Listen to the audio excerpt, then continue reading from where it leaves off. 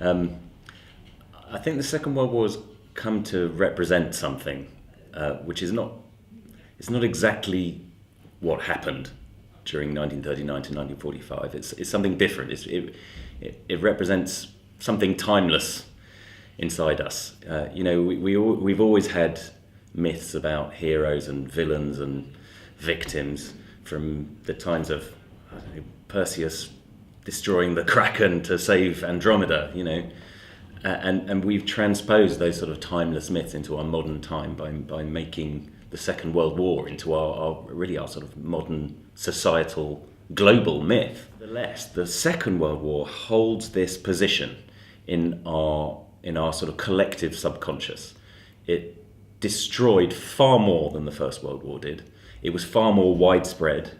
I mean, think about it. 100 million people around the world were mobilized into the armed forces in the Second World War. 100 million people. And that's just the people who are in the armed forces. And if you then think about all the people who were, conscripted into agricultural work or other, munitions factories or things like that. I mean, the scale of involvement in the Second World War, not just in those countries that were fighting it, but also in places like Africa, Latin America, and parts of Asia that weren't really affected by the war.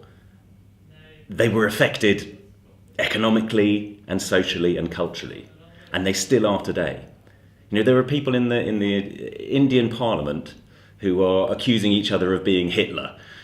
What's Hitler got to do with India?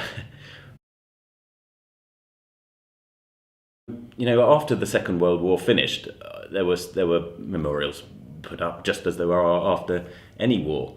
And then there was a sort of long period where there was nothing. Now suddenly we're seeing a rush of people making new monuments now, more than 70 years after it's finished. Why is that? That's quite interesting. And I think that's got partly to do with the idea that this generation is slipping away and we have to do something now. But also it shows you that really monuments like this are not always to do with the Second World War. They're to do with something else. They're to do with what's happening now. And looking at that aspect of it is really interesting. For example, if you want to show that you're a good society and you're good people and you're very accepting, then put up a monument to the Holocaust, and that demonstrates to everybody what good people you are. You might not really be saying anything about the Holocaust at all. You're saying something about yourself.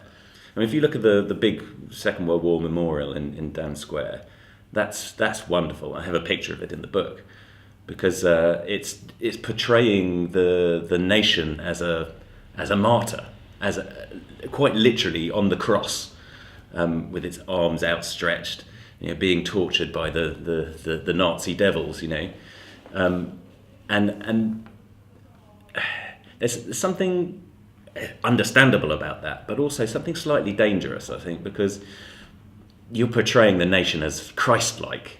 The nation can therefore do no wrong, and nationalism gathers all its strength from exactly those sort of emotions.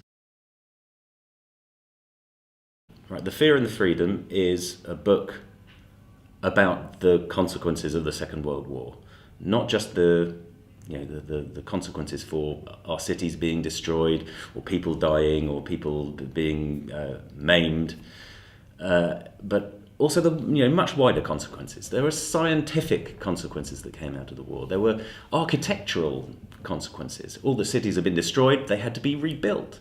How are they going to be rebuilt? How are we going to rebuild our societies? So there was a big city planning movement which came out of got a new impetus because of the Second World War. What did it mean for women's rights? What did it mean for gay rights? What did it mean for all kinds of different societies around the world, colonial societies? All the European empires collapsed partly as a consequence of the Second World War.